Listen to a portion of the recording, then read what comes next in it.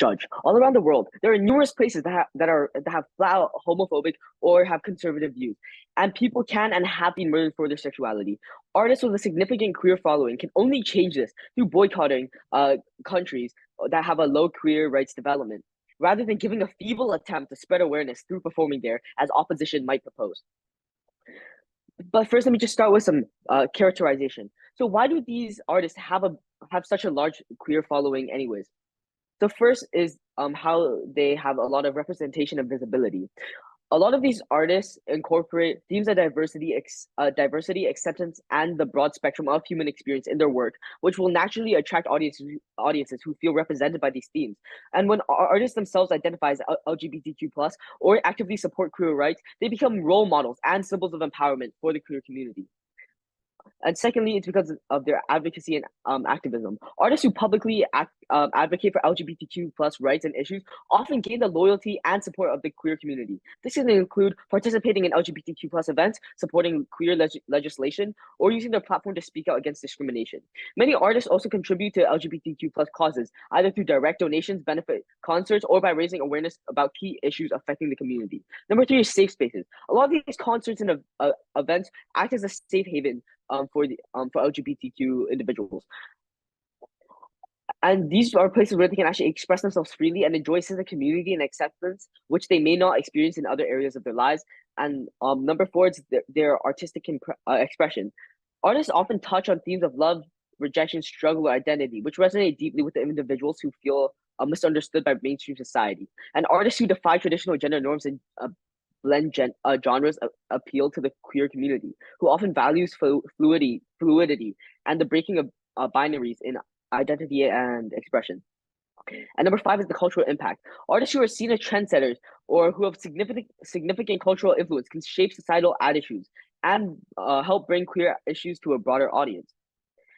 These artists are successful and have a large queer following because they're supposedly believing in their rights and representing their voices, and also monetized from the queer-friendly and woke identity.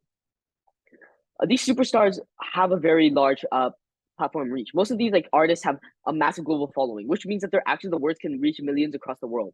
This extensive reach can amplify messages of equality and justice, potentially shifting public opinion and encouraging more inclusive attitudes. They also get a lot of media coverage, which further magnifies their impact.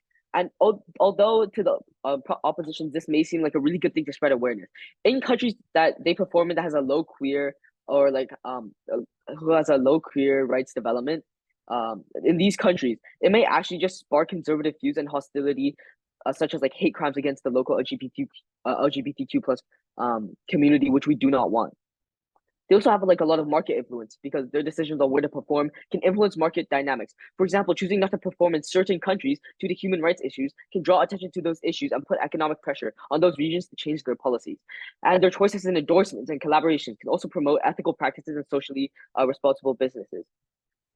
But the problem, if since these artists have such big reach, the problem is if they go to perform in these low rights countries, then it's going to be a similar situation to the Qatar World Cup, because now people see Qatar as a fancy country with the stadiums and aircons blowing up from the seats and an international city, but they also neglect the fact that migrant workers died in 40-degree heats building stadiums, the human rights violations and the lack of women's rights in Qatar, and a series of human rights violations. The same thing will happen when, for example, Taylor Swift or Beyonce perform in these low queer rights countries, because when Taylor goes, her fans follow as well, which lends the repressive regimes their legitimacy, aka their brand as a strong, independent, and woke woman, which will help these regimes to cover up the human right abuses and actually refuse to improve on it. Many of these places are probably just going to use the superstars in order to rainbow wash themselves, which is to superficially support LGBTQ plus rights without genuine commitment and action.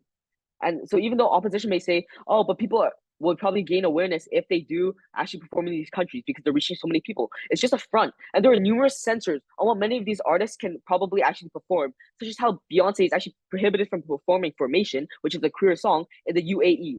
The lending of the artist's legitimacy and brand will able to help brand these repressive regimes as cool is really bad for the LGBTQ plus movement.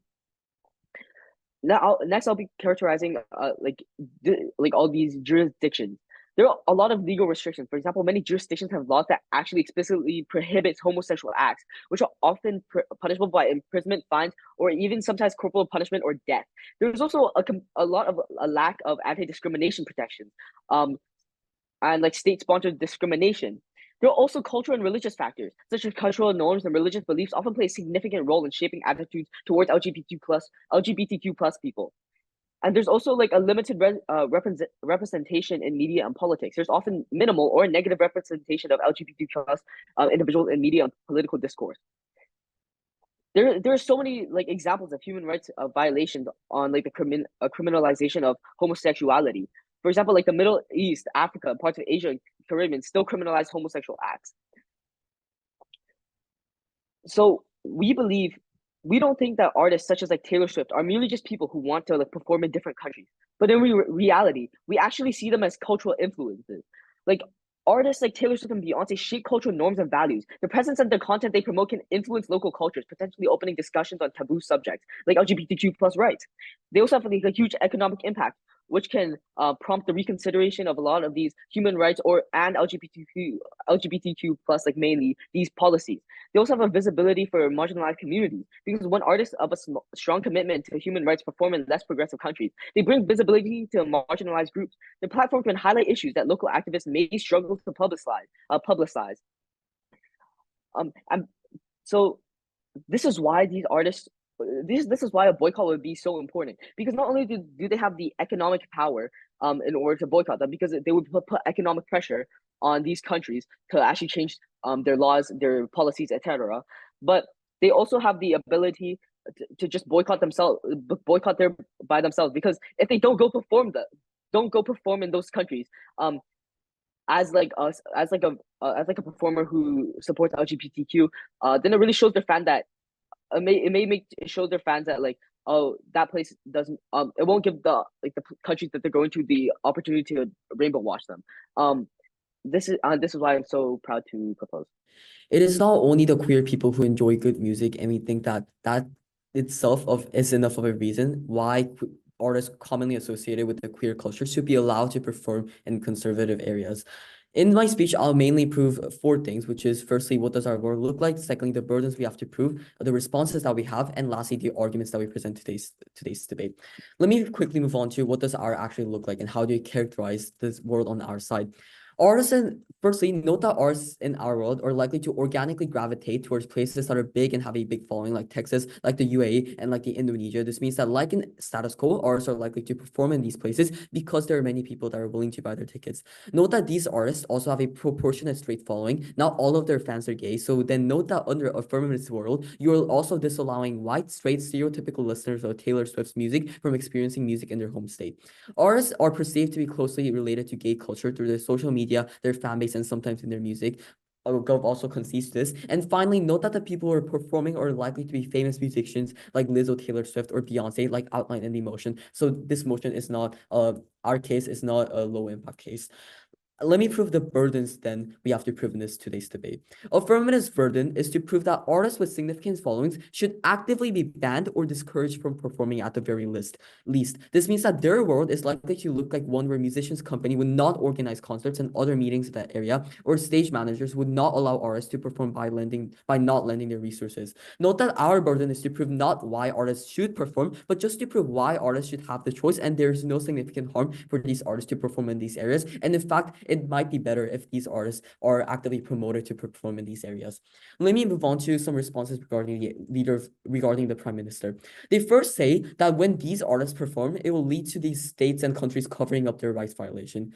Right? We don't really get this point, because just because Taylor Swift performs in Texas doesn't mean that Texas becomes a liberal state. Because this can be simply analyzed by the fact that politics are deeply intertwined with external social culture outside of pop culture singularly, which means that we see that it's extremely unlikely that Texas will suddenly be viewed differently than what it has been viewed for the last few years. And this is extremely non-contentious on their side. And also they make a huge contradiction here, because if everything that they say is true and artists associated with queer have a lot of social power, doesn't that in fact help our world? Because if they have a lot of social power and have a really big follower base, they will have more capita to change narratives positively. So we don't get why they mention this contradictory case. My second response is that when they say there's a TOI? high of targeted violence and hate crime rejected, we think that if these cases do happen, it would be in fact beneficial to achieve awareness for queer rights, because they will be victimized in this narrative and we gain sentimental support from the general public. And in fact, this emphasizes the right violation that is happening. Therefore, this case is actually contradictory, because if targeted violence and hate crime happen, yes, this is really bad in general, but this actually will help spread awareness and victimize the queer people in general, which might lead to sentimental support and awareness. With that, let me explain our first argument, which is why does artists with queer following performing in conservative areas contribute to mitigating queer hate? The premise here is that popular culture is easy for people to assimilate into. Given that we want to achieve the goal of protecting queer rights, we say that instead of adapting to a world of queer hate and not allowing ideologies to spread beyond the group, we must mitigate the existing prejudice towards minorities by promoting the general public to accept queer culture. And because in school, there's already a phenomenon of radicalization where liberal states already stay liberal and comparatively conservative areas foster more anti-queer jurisdictions and such, it is more important to mitigate the risk of further tension and gay hate. And with this notion that we must mitigate the harm, let us explain why mitigating is actually more feasible with the assistance of popular culture. 3 analysis on why this is true. 1, music generally faces little backlash because it's something that everyone can enjoy along to and it has a long history. 2, generally pop culture is already widespread. Taylor Swift has arguably the most impact on the world than any other female artist, and it's not even the case that most of her fan base is purely built of queer people. Similarly, note that there are plenty of artists that are well recognized in the status quo due to the fact that music is easily spreadable via online means and other activities. Thirdly, pop culture has a really low entry barrier. This is true because most popular artists refrain from associating itself from radical political stance because they have the general incentive to make your music easy to listen for anyone, and the word popular quite literally states that it's relatable for many people. Now, this looks like viral pop culture ultimately, helping queer culture familiarize itself to highly conservative areas. People, especially people on the threshold, enjoy music and especially performances separate from people's view on gender and sexuality, meaning even conservative peoples are likely to go to these concerts anyway. And when enjoying a performance, people are more likely to accept queer people or queer culture for a short time because they want to enjoy good music. If previously the only ways that they view queer culture was through biased sources, pop culture with its low entry point provides an alternative means for them to be exposed to queer culture more often. This can help break existing stereotypes and stigmatization because people actually see queer culture having low entry barriers and being, in fact, being something enjoyable, in fact, which may shift the radical polarization that government fails to achieve. With this, let me state our second argument, which is the right to perform and enjoy music. The premise here is that regardless of if you're a woman or if you're gay or not, artists should be able to perform wherever they want, and likewise, no matter your gender identity or sexuality, you should have the freedom to listen to the music that you enjoy. The social narrative that we create is that people should be able to enjoy music regardless of their identity. This is to say that there are countless fans of Taylor Swift living in Texas on the government's world who do not have the ability to enjoy music purely because how heavy of an emphasis on identity that government puts onto music. This is an illogical world government is painting because they're saying that just because queer people exist within conservative areas, they should be restricted from their ability to access music performances that resonates with their identity. This happens because most people are likely to go to a concert within their state, and it's unlikely for government to suddenly say that no, these people can enjoy in other states as well. And the comparative here is that their world looks like one where identity is so heavily associated with music. And this is bad because there's literally like a world where only Black people listen to rap music or only Koreans listening to K-pop. Government's world makes music something that is polarized by political ideologies and identity. And this looks like where only gay people listen to where there's a notion that only gay people listen to gay music and only women listen to music made by women. Note that this is not contradictory to our first argument, because when we tell you that we're normalizing queer rights and subject material that is closely associated with the queer movement, we're also telling you that no matter if our first argument applies to many people or not, there is a basic right for everyone to be able to enjoy music separate of their identity. This way, we provide an argument for all stakeholders in this debate. And because we prove this very two important substantive, we're so proud to oppose. Thank you. We find ourselves here today confronted with a profound and pressing question. In an age where artistic expression carries immense power and influence, do we not have a moral obligation to wield that power responsibly and in the service of the most vulnerable among us? This is the very essence of the motion before us, and that artists with significant queer followings should refrain from performing in these jurisdictions where the fundamental rights and freedoms of LGBTQ individuals are severely constrained. So starting with rebuttals, this debate cannot just be about, yeah, people want good concerts and good music. It's about the artists as moral actors and someone who have a long time supporting queer rights or has formed strong personal brands to support progressive agendas, and those who are monetized from status, whether or not they should make a conscious choice to perform in these countries and lend them their legitimacy. Proposition said that these influencers performing in these areas that actually helps the LGBTQ community. Now, no, it does not help the opposition to change the narrative, because at best on opposition, you confuse the cause. Do you support LGBTQ rights or do you support these bad regimes? And that confusion is bad for the movement. Lastly, Prop stated that it will mitigate queer hate. Now, censorship will happen and the queer work won't be platformed. There's a risk of backlash because while well-intentioned, external influences like international artists speaking on local issues can sometimes provoke a backlash from conservative segments of the population, potentially leading to increased hostility towards the LGBTQ community. Instances like in countries like Russia or Uganda, where external comments on LGBTQ rights have led to heightened defensive nationalism and stricter laws. So to my first argument, it centers on the transformative role that these artists can play as advocates for marginalized communities. So by virtue of their extensive queer fan bases and their ability to captivate the global community, performers like Taylor Swift, Beyonce, and Lizzo possess a unique platform and an amplified voice that can be leveraged to shed light on the struggles and injustices faced by LGBTQ individuals, particularly in regions where their rights are severely limited. So consider the example of Taylor Swift, a global pop icon whose recent musical output has been infused with a powerful message of LGBTQ solidarity. Songs that support this queer community and condemns those who discriminate against them would likely already face these outright bans or significant censorship if performed in these countries with these low LGBTQ development and places. So by refusing to lend their talents to such repressive regimes, these artists actually send a resounding message of solidarity, refusing to be complicit in a system that oppresses their fans and the communities they represent. Because the impact of this argument is twofold. First, it empowers artists to use their considerable influence to champion the cause of LGBTQ rights on a global stage and inspires their audience to demand greater protection and freedom for and freedom for these queer individuals. And secondly, it denies legitimacy to regimes that actively discriminate against and persecute LGBTQ communities, robbing them of the cultural cash that comes with hosting these celebrated performers. And after all, artists like Taylor Swift and Beyonce wield a unique form of power, and that's one that bridges the gap between culture and policy, wielding the potential of artistic expression to catalyze real-world change. And when they perform in regions with low LGBTQ rights developments, they risk inadvertently lending credibility to governments that oppress queer individuals, undermining the very advocacy efforts they have championed.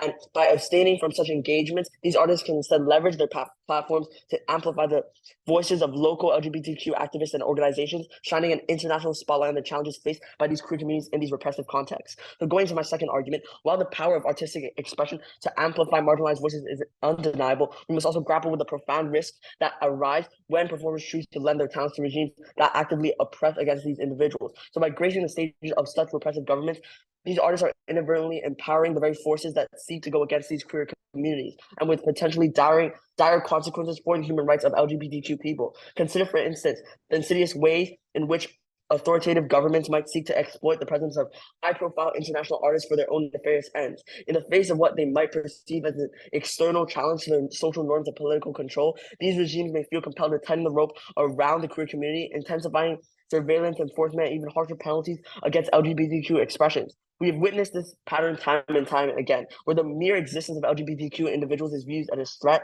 to be stamped out with the full weight of the state machinery brought to bear. Nor can we ignore the potential for these regimes to cynically misuse the presence of celebrated performers to present a false facade of openness and tolerance to the international community. And by playing host to high-profile artists, they can attempt to signal a commitment to progressive values, all the while maintaining their horrible human rights records and intensifying the oppression of LGBTQ plus people behind the scenes. And this is a dangerous game of deception, one that denies marginalized communities the visibility that they and support they so desperately need. And the consequences of such dynamic can be truly devastating for these local LGBTQ communities, and the very presence of these international artists celebrated for their queer affirming messages may provoke a violent backlash from conservative or hostile segments of the population. Which brings me to my last argument. While the argument that performers can leverage their platforms to shine a light on queer issues in repressive regimes hold a certain appeal, we must recognize the profound moral responsibility that these artists bear as cultural icons with vast influence over the legions of fans. The decision to perform in countries with egregious human rights records, even with the intention of amplifying marginalized voices, ultimately risk the community they are trying to empower. Because when you trade the fundamental dignity and safety of LGBT individuals for the promise of commercial gain and international exposure. Consider the immense sway that these artists wield over their devoted followings. With millions of impressionable young fans hanging on their every word and action, the choices these performers may carry an outsized weight serves as powerful signals that shape the beliefs and behaviors of entire generations. So by choosing to grace the stages of these repressive regimes, they risk normalizing the very oppression they claim to oppose. And even in cases where they are able to express solidarity or champion queer causes, the harsh reality is that many of the most powerful and affirming artistic expressions will be censored or outright banned, and denying queer communities the very visibility and validation they so desperately need. So in conclusion, the motion before us today is not about stifling artistic expression or imposing political agendas. It is about using the platform and influence of artists to champion the fundamental human rights of the LGBTQ community. And by refusing to perform in jurisdictions with low LGBTQ rights development, these artists can serve as powerful advocates and catalysts for positive change, ultimately creating a more just and inclusive society for all. Never been prouder to propose. True freedom for minorities is giving them what they want. If I'm a closeted queer person living in Pakistan, I don't want them to boycott Pakistan. I want a queer artist to come into this otherwise conservative community so that I can finally find support in a comfort in a safe space. This is to say that it is truly our side of the house that gives minorities the protection and solace that they want. Before anything, a few notes on clarifications and rebuilding. First of all, note that the reason music is so important when setting narratives is that it cuts across all cultural barriers. Music is a universal form of entertainment that people listen to because at the base level, it sounds good. This is to say that even if you aren't gay, people still like listening to music from artists like Lizzo. And even if you're not female, there are lots of other people who like Taylor Swift. And this is important because people like to listen to music because it sounds good, considering these are mostly mainstream artists, which is why many people are likely to be affected by this on the world. Let me bring back then the impacts of our first speech, because this means that it is our world that increases exposure to queer people, even in conservative areas, because what we do is that we subconsciously normalize the existence of queer people here. And this is more explained secondly here, because let me bring back the impacts again of our first speech and tell you by the scope of the social narrative that we make and how this leads to social change. The narrative under our world is that queer people will always exist, and no matter what, you cannot ignore them. People see queer people existing in these conservative areas and see that they will always exist regardless of what the narrative is through these concerts. And this is good because we allow people then to treat the issue of queer rights as something that will never go away, no matter how hard conservatives try to ignore this issue. So the precedent under our paradigm is that people have to address this because they will be queer communities strengthened even in the most conservative areas. The difference with Gov's world is that queer people avoid these areas, and the precedent is that queer people can simply exist in their own separate communities instead of equally existing in society. Their world only creates more social division. So the reason why boycotting can't work is because there's great backlash from this social division, because the precedent that happens is that just because an area is not supporting, queer people have to leave and will continue to exist without complaining. But now a few notes on direct responses. First of all, note that boycotting is ineffective.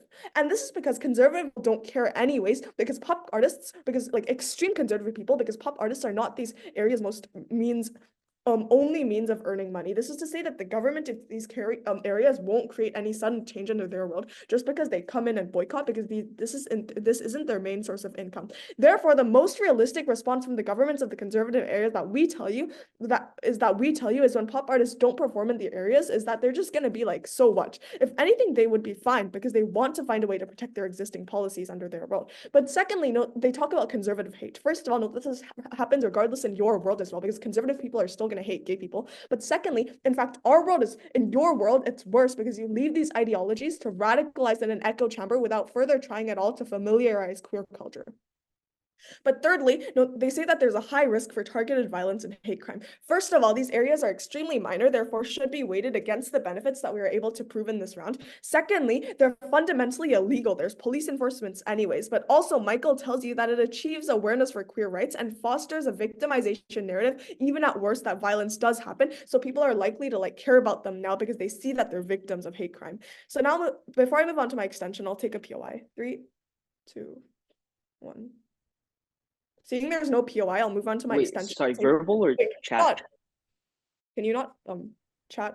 But you can, anyways, I'll move on to my extension on safe space for minorities. And the premise here is that often there are minorities within these jurisdictions with low queer rights development who do not have a safe space to be comfortable in the status quo. Three main layers of mechanism here. First of all, what is the incentive and main purpose of the feminist movement? The goal of any social movement should be to provide solace and comfort for all the minorities that it is about. Therefore, the queer rights movement's main goal should and is always to provide what is best for the minorities within. And this is to say that the end goal should always have the interest of the minorities in mind. So secondly, then, why do queer people want this? The reality is that there are similar, if not the same amounts of queer people in areas with low rights development and those with compared to those with high rights development. So the difference is that a lot of queer people in these areas are closeted in fear of social scrutiny. This is to say that under Gov's paradigm, they're closeted people who are limited in their expression and simply of their ability to be part of their identity because of their lack of safe space. So what these minorities want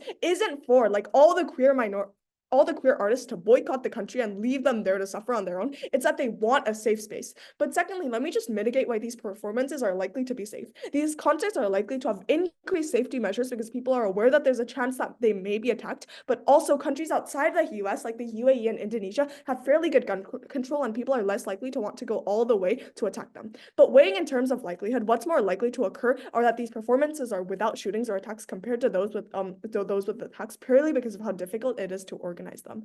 I'll just take a POI now. You can say your POI. If the Pakistani government knows that Taylor concert is going to be the queer party, as a country that repressed the LGBTQ rights, wouldn't that just put a life target on their backs and actually make it unsafe for the queer community? No, but that's illegal. The government doesn't want to do illegal things because the government said it's illegal, so they're not going to do illegal things. It's intuitive. But so now I'll move on to my. So this argument results in the following two main impacts under our world. One, we have minorities have a safe space. This is to say that we allow minorities, even in the most conservative areas, to find a safe space. So the short-term benefit then is we allow them to share their solace through the communities created by these concerts. Because they foster a more accepting community, this looks like queer people being able to connect with others who are closeted near them through these concerts to share their struggles together and find comfort in these concerts as a form of solidarity. But what's the comparative under their world? The comparative is that their world leaves behind a large group of these minorities. They fail to recognize the extremely oppressed groups of queer people who are in unaccepting areas. These are people who need the most protection from the movement and society because right now they're being actively discriminated against or being scrutinized to the extent that they're afraid to come out and be themselves. This looks like the queer movement over time completely giving up and leaving behind these areas in those incredibly conservative areas. This results in further suffering on them because Gov's world completely leaves these communities behind. At the end of the day, it is truly our world who provides the most comfort and solace to vulnerable people, and that's what people in these minority movements want. So proud to oppose.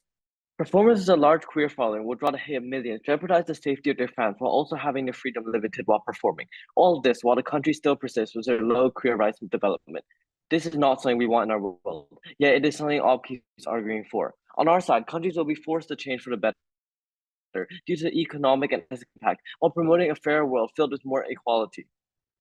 In my speech, I'll first summarize the main arguments we have brought to this debate, then move on to some rebuttals towards the other side, and show how we have won all the clashes and ultimately clearly won this debate.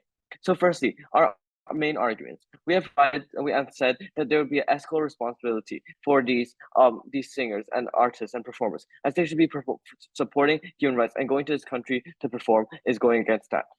We believe that there will also be a large economic impact when these performers could generate a lot of profit, and not going results in a significant economic impact, creating a huge incentive for these countries to change. And also, we have talked about how the safety of fans can likely be jeopardized if these performers go to countries with low queer rights development, and the fan base, and a large portion of the queer fan base will likely follow, and this causes immense danger to them, which we want to avoid as possible. Now move on to some rebuttals towards the other side. So firstly, our opponents say that they are supporting queer culture by having these artists go. But we believe that this is untrue. And these artists are actually supporting these regimes more than the actual culture. Just by going to the country and performing, they're supporting not only their economy, but also the country's image in a large form of rainbow washing, with the intent to promote these regimes as a peaceful and ethical country, which they are not. This also suggests that the governments are open and tolerant these cultures just after the sing and artist performers went. And we believe artists shouldn't be using their own fame and power for these twisted ideas. And by going there, they can inadvertently cause much more significant damage to the country, as the governments will have others' perception of them twisted into thinking they're open and good. And also, just by going there and performing doesn't mean they can support queer culture, as in most cases, and when performers of the and supporters of the queer culture go to these countries, many of their lines or songs about queer culture are actually censored, which reduces the amount of information that can be spread, and the support for these queer cultures are actually very limited, and the risks are not worth it. So our opponents have also talked about how by going they can mitigate hate towards the queer people, but we believe this is untrue. People who hate the queer people upon listening to one Taylor Swift song that has some impact, that has some lyrics surrounding the queer culture, will not suddenly change their whole ideas and ideology. And it's very unsafe for her fans and the fans of her in the country to be at the location. For example, Taylor Swift going to Indonesia, her fans will obviously follow. This has happened before and it's historically shown. Many of these fans are of queer cultures, and as stated in the motion, in these countries, these people are likely to receive hate, violence from the haters of the queer culture, resulting in a very unsafe environment for these fans, as they're all gathered in one spot. An artist should care more about the safety of their fans, and it is the utmost priority, and we should not be worrying about mitigating a bit of hate when there's such a more larging pressure issue, and mitigating some hate for some people is just not worth it, as most people will not change their ideology at all towards the queer people. So our point is about how these people going to concert can find support in a safe place.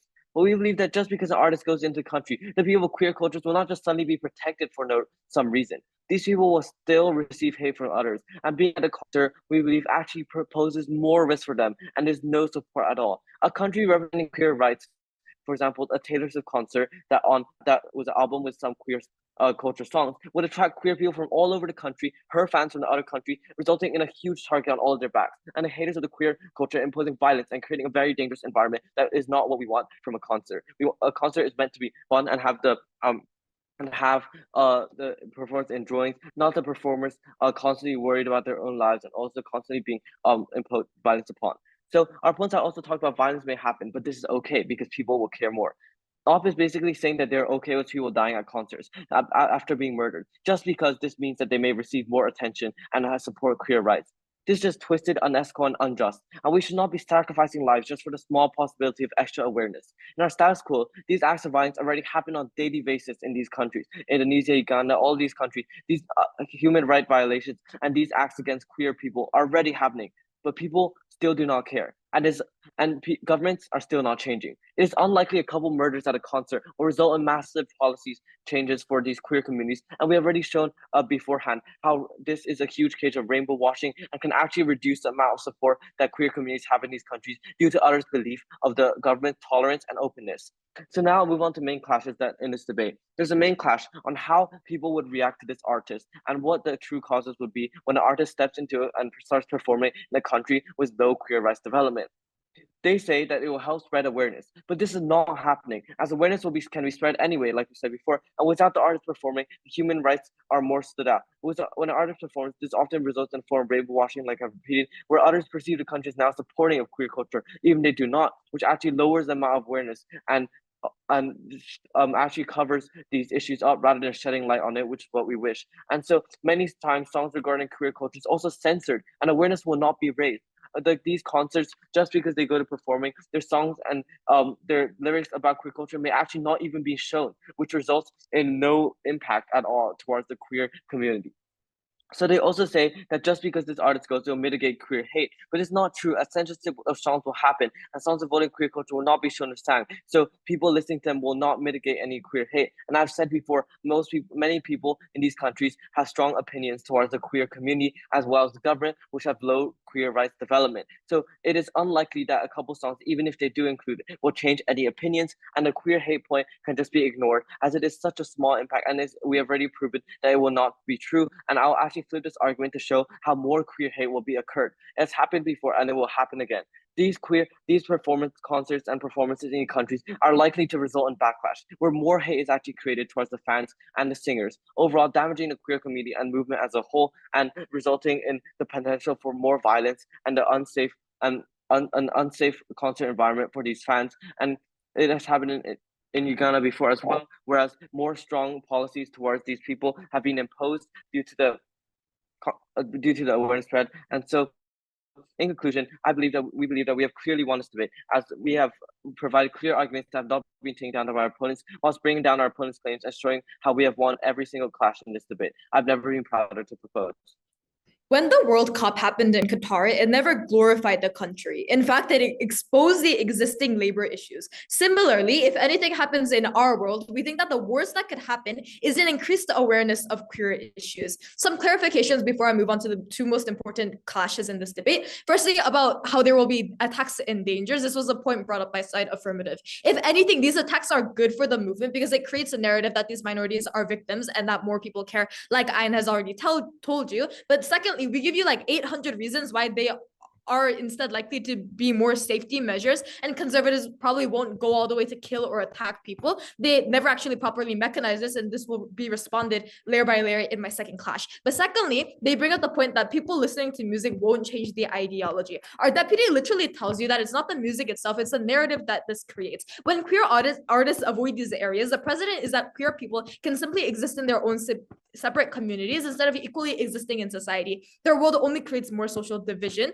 The narrative under their world is that queer people will always exist, and no matter what, you cannot ignore them. Like Ein states, we allow people to treat the issue of queer rights as something that will never go away, no matter how conservative tried to ignore this issue. But like, even if you ignore all of that, Michael tells you in his argument that this increases exposure and awareness, not that this will like suddenly turn every conservative into social justice warrior liberal, right? Moving on to two of my clashes. The first on the right to enjoy music. Firstly, some characterization differences. We tell you that regardless of everything else in this debate, the right to enjoy music, regardless of one's identity, is something that should be protected. Note that side affirmative does not engage with this idea at all, simply brushing it off without explaining why this is an argument to be brushed off. So we tell you that even conservative people enjoy music from Taylor Swift, Lizzo, or Beyonce. This is inherently true because of the millions, tens of millions, or like hundreds of millions of people that listen to and support these artists cannot only be made up of with queer people seeing that they are a minority. In fact, a lot of important figures that are perceived as not being related to any political movements or political ideology, like people from late night talk shows, support these artists as well. But then this proves that a lot of people, regardless of their identity, deserve to be able to listen to music and concerts. This argument and clash is debate winning because of the following four reasons. Firstly, this right applies to many people, every person, no matter their gender identity or sexuality. We tell you that this argument is one that has the greatest scale and therefore should be prioritized in this round. Secondly, this argument is caused inherently because of this motion.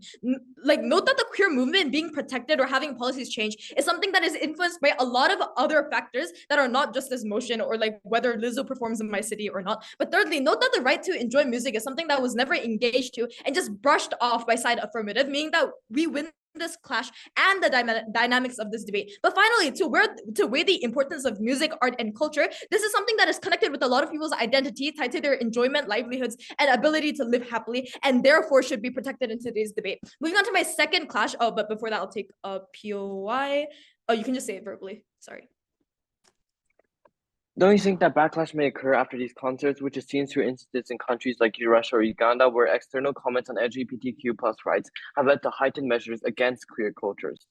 So the thing is, your POI implies that on your side there's no backlash, but in these places like in the UAE or in like Texas, for example, people already face backlash. Queer people already face backlash, no matter if a Taylor Swift concert performs there or not. And Taylor Swift isn't seen as this queer icon; she's seen as a very good performer and a very good artist. So it's unclear why on your side queer people will achieve more backlash. But moving on to my second clash about which side better supports the queer movement. Firstly, on some characterization differences, we tell you that the most effective way of supporting the queer movement is the following. Firstly, empowerment. As Ein tells you, when queer people are actively able to meet up, enjoy music, performances, and culture together, there's a sense of acceptance and empowerment that comes from this. But secondly, acceptance and increased exposure. Michael tells you that famous artists like Lizzo and Taylor Swift, who have many conservative, like white, cis, straight, whatever identity traits you wish to put on them, are able to gain exposure by going to their concerts and enjoy the vibrant culture at said concerts. This then means that there are more acceptance that comes from conservative groups, or at the very least, more exposure.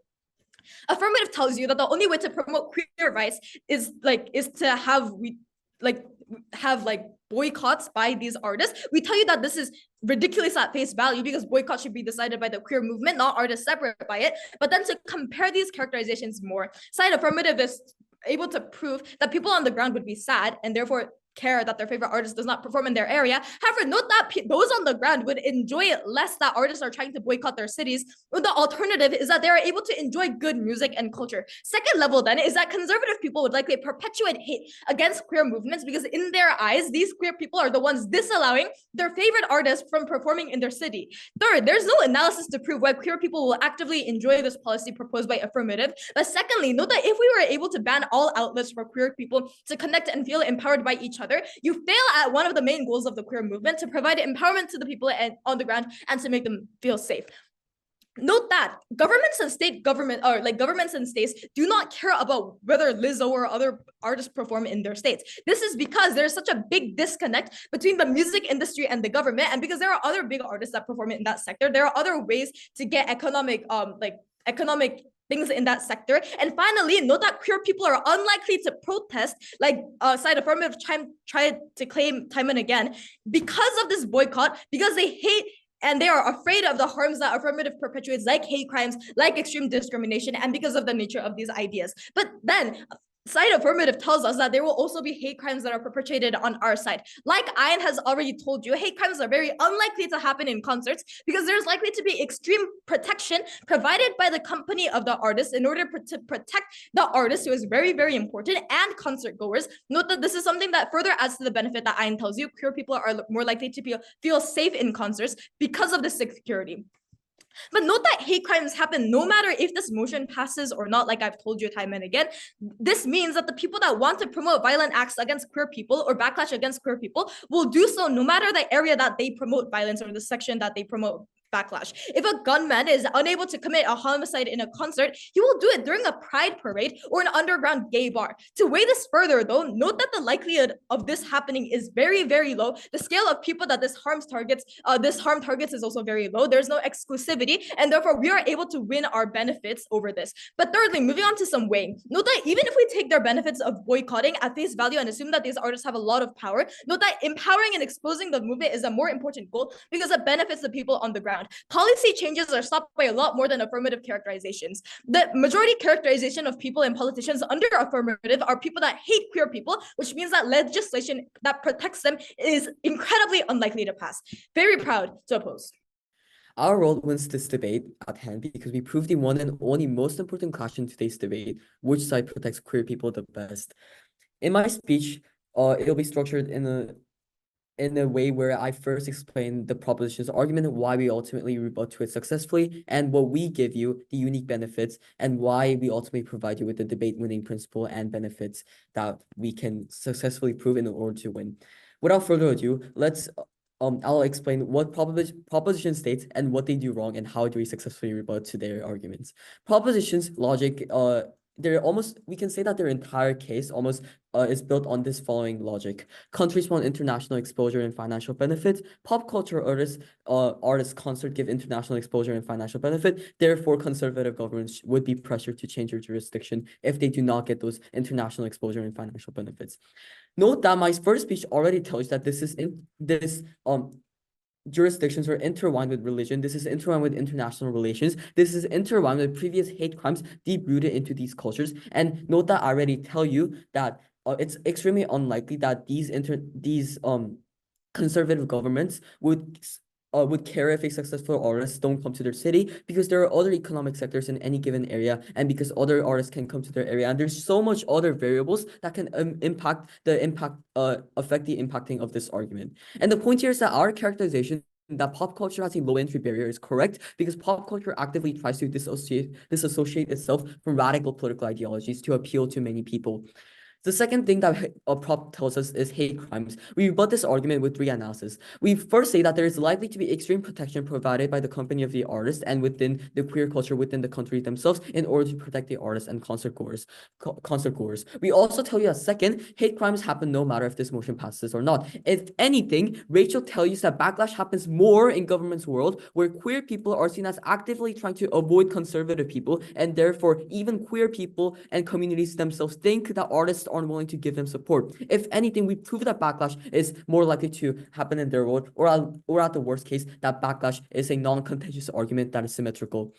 Let me explain what we give you and why we prove it successfully. We first tell you that we are able to provide safe space, and I already tell you that queer movements should provide solace for queer people that are suffering within countries. So the metric and the way we should weigh this in the debate is what queer people want, not what random impact side or affirmative wants. We tell you that what the minorities suffering within these areas want is a safe space. They want the immediate benefit of being able to share their struggles and have solidarity as a group through these concerts, instead of further being marginalized and singled out in a progressively discriminatory state for the greater good.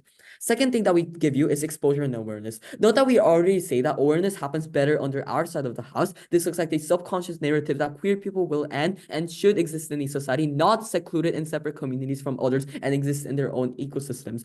Through this, we already showed you that this leads to tangible governmental changes being made, because a shift in societal narrative leads to a shift in political narrative. This narrative, like we tell you, looks like the one where we say that queer people will always stay and should coexist with the rest of society instead of being secluded. This is important because this changes the way conservative states address the issue. Subconsciously, people see that queer people are even in these conservative areas and slowly realize that in the long run, they will always coexist. But panel, note that we have a debate-winning principle regardless of if every impact was symmetrical or our benefit was minimal or not. We tell you that everyone should be able to music regardless of identity. This is to say that sure, it's a safe space, but the core idea that we propose is that queer music shouldn't only exist in queer areas. It's that everyone should be able to enjoy this music regardless of their regional differences, and therefore it should be accessible everywhere, regardless of what side affirmative thinks or not. And at the end of the day, it's about what queer people want for their own movement, and not random conservative governments want in today's world. So proud to oppose. Thank you. Judge, a side proposition has confidently won this debate today. Side opposition seems to think that this debate is just about people seeing their favorite singers perform in their home country, rather than the wider representation of the LGBTQ plus community, which we constantly highlight in both the first, second, and third speaker speeches. Well, first thing I want to highlight is there's a huge case shift in the opposition side. First, they just wanted the music. First they wanted the music and to help raise awareness for queer issues, but now they just want the music. They don't actually care about the queer issues. They cannot have it both ways. It's either music with no political power, which in that case they must engage with the characterization on our side on how powerful these celebrities are politically, regardless of if their music is political, and they also cannot argue. That we give them visibility, which fundamentally concedes the premise on our side that music is political and their presence is political. Time and time again, they say that we are depriving the chance for the artists, stereotypical white listeners, etc., the chance to see their favorite artists to perform, and they aggressively enforce that we have not responded to this claim. However, we clearly have. Our speakers clearly stated the debate cannot just be about people who want good concerts and good music. It has to be about the artists as moral actors and someone who has, number one, long time supporting queer rights, number two, has formed strong personal brands to support progressive agendas, and number three, monetize from that status, whether or not they should have a conscious choice to perform in these countries and lend them their legitimacy, which we mentioned.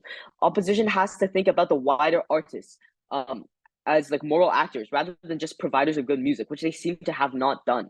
They also state that this motion will change the narrative. No, not really. It doesn't help the opposition it doesn't really help. It doesn't what they propose does not help change the narrative, because at best on oppositions they confuse the cause. Do not because do you support LGBTQ rights, or do you just support these regimes? That confusion is very bad for the movement, because it misplaces people's loyalties and what they should follow. This doesn't happen in our world. They also talk about the mitigation of queer hate, which just isn't true. Our third speaker has very clearly shut down this point, while responding to how it might actually create more hate and damage the queer movement and community as a whole. Furthermore, opposition has almost no mechanization how they can equally exist, and there is no responses to Aidan's materials on how they're going to be more oppressive. Using their own example of Pakistan, they just asserted that if Taylor Swift performs in Pakistan, they all just suddenly become friendly to queers. We asked a POI that questions the safety of queer people in areas where they may be targeted for their lives, but they just simply answered by saying the government doesn't want to do illegal things. So, but even if the actions themselves are not explicitly illegal, governments in repressive jurisdictions still have the broad discretionary power to interpret what constitutes a threat or a moral activity under the law. This can lead to enforcement actions against the LGBTQ community. So we do not think that these people shouldn't be able to listen to music. You can just go enjoy the music on Spotify and YouTube if you want. But artists shouldn't make a conscious choice to go and perform there just for money grabs. And on opposition, the best thing they have in their world is now, okay, we spread awareness so the whole world knows about it. But number one, there's no mechanization on how these awarenesses actually help the people in the repressive regimes to advocate for progressive change. And number two, there is no responses down the three speeches on our side proposition on how that will put the queer communities in greater danger and just push the conservative countries to be more conservative and repressive. And number three, how it cheapens the superstar's platform of inclusivity, because the message you send is confusing. You support queer rights, but your queer songs are censored. You support queer rights, but you also make the repressive regimes look good by lending them their fame and reputation. We have just received zero responses from opposition. Judge, because of all the reasons that I have stated today, we clearly way overside opposition in this debate and have won this debate. I have never been prouder to propose.